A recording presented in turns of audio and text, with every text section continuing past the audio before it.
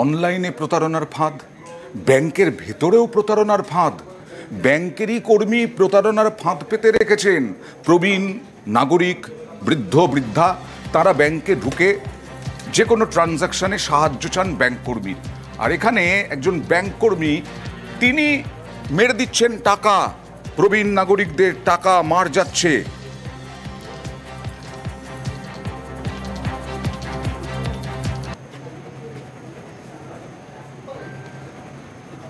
কি করবে?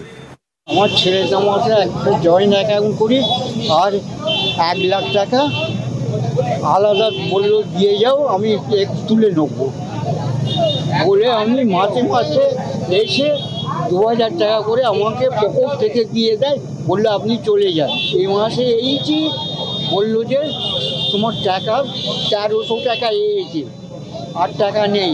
আমি বললি নেবো, তাহলে 1 লাখ টাকা সুদটা কোথায় গেল? 1 লাখ টাকা তুলে নিয়ে এসেছি। যেটা সেভিংসে করা আছে সেটা 1 লক্ষ টাকা বাবা জমা দিয়ে গেছে।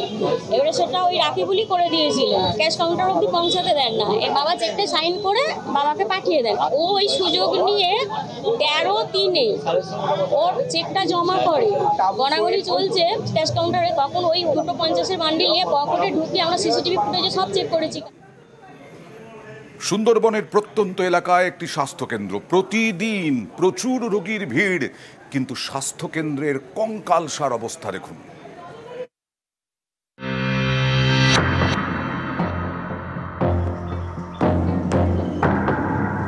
দক্ষিণ 24 পরগনার পাথর প্রতিমা ব্লকের দিগম্বরপুর গ্রাম পঞ্চায়েত, সুন্দরবনের প্রত্যন্ত এলাকা। এখানেই গদামথুরা প্রাথমিক স্বাস্থ্যকেন্দ্র। আশপাশের 6টি গ্রাম পঞ্চায়েত এলাকার বাসিন্দাদের বড় ভরসা 10 বেডের স্বাস্থ্যকেন্দ্র। প্রতিদিন এখানে রোগীর ভিড়। 2 জন চিকিৎসক রোগী দেখেন, নার্স 4 জন।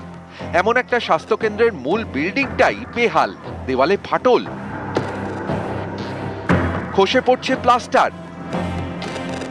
স্বাস্থ্যকেন্দ্রের পাশেই 7টি স্টাফ কোয়ার্টার্স, প্রত্যেকটারই ছাদের জায়গায় জায়গায় ফাটল, তাই বাঁধা হয়েছে ত্রিপল।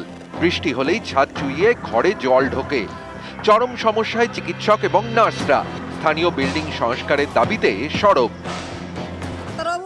সিস্টার থাকবে কি করে বলুন? যে নারকেল পাতার চাপাতে কি মানুষ থাকতে পারে? এত বর্ষাতে মানুষ থাকবে কি করে? আমরা যদি ডাক্তারবাবুকে ডাকতে আসি, ছাতার মধ্যে ডাক্তারবাবু দাঁড়িয়ে আছে, পেপার পেতে শুয়ে আছে, তাহলে এখানে কি থাকা সম্ভব? প্রচুর জল পড়ছে, দিদিমণিরা থাকতে পারছে না, ভেঙেও পড়ে যাচ্ছে।